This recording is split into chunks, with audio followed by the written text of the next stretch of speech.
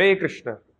कई बार लोग हमसे ये प्रश्न पूछते हैं कि प्रभु जी, आप तो इस्कॉन में ब्रह्मचारी हैं और आप तो सफेद कलर के कपड़े पहने हैं, कोई फलाना ब्रह्मचारी है वो तो पीला पहनते हैं, और कोई बहुत सारे ब्रह्मचारी भगवा या लाल जैसा कपड़ा पहनते हैं, तो ये अलग अलग क्यों? ये क्या कोई ड्रेस कोड है इस्कॉन में, क्या है? बहुत अच्छा प्रश्न है। देखिए, इस्कॉन की या किसी भी आध्यात्मिक संस्था की फिलॉसफी होती है simple living and high thinking, सरल जीवन। तो खासकर जो लोग ब्रह्मचारी के रूप में सेवा कर रहे हैं उन्हें तो बहुत ही साधारण सिंपल कपड़े ही पहनने चाहिए। तो हम लोग कॉटन के या जूट के कपड़े पहनते हैं तो उसका नेचुरल जो कलर है वो है वाइट। तो जो वाइट कलर के जो कपड़े हैं, यहाँ मैं पुरुषों की बात कर रहे हैं, महिलाओं के लिए कोई ऐसा कलर कोड नहीं है, वो जो चाहे पहन सकते हैं, बहुत लिबरल है इस बारे में। पुरुषों के लिए जो व्हाइट कलर का कपड़ा है, यानी कि कोई भी उसको पहन सकता है, साधारण, चाहे वो एक स्टूडेंट हो, चाहे कोई शादीशुदा व्यक्ति हो, इत्यादि।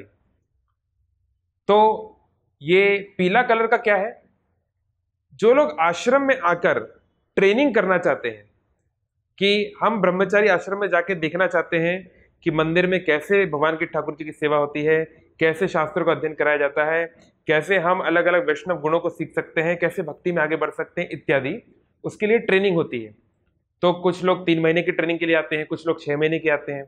कई बार जिन लोग का विवाह होने वाला है, उनके विवाह के पहले उनके गुरु उनको बोलते हैं कम से कम 1 महीना आश्रम में रह के आओ, कम से कम 15 दिन आश्रम में रह के आओ, ताकि आप भी उस आश्रम की लाइफ को, है ना, उस मॉन्क के पर्सपेक्टिव को समझ पाओ कि मॉन्क किस प्रकार से सोचते हैं।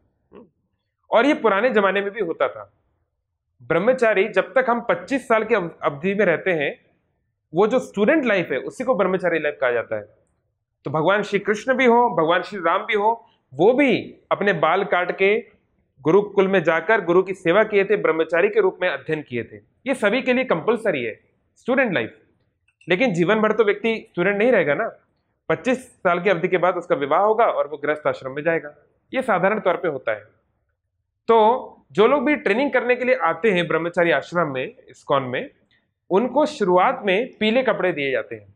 शुरुआती 3 महीने, 6 महीने, 1 साल की जो ट्रेनिंग है उसमें उनका ड्रेस कोड होता है येलो, क्योंकि जो पीला रंग होता है ये वैदिक यज्ञों को दर्शाता है।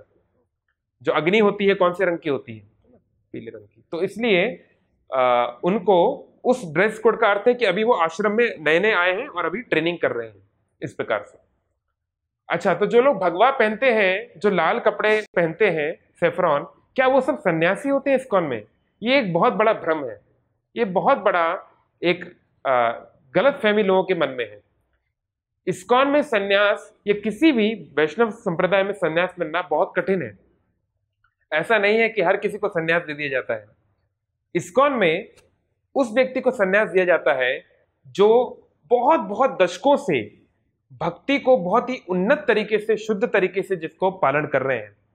तो साधारण तौर पे 50, 55, 60 साल की उम्र के बाद ही सन्यास मिलता है।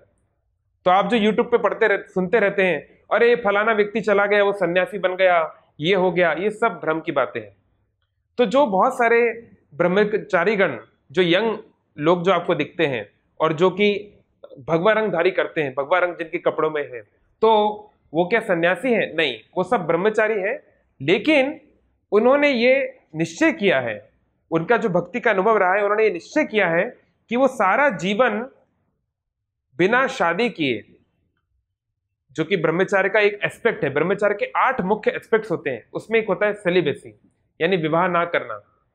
क्यों विवाह ना करना?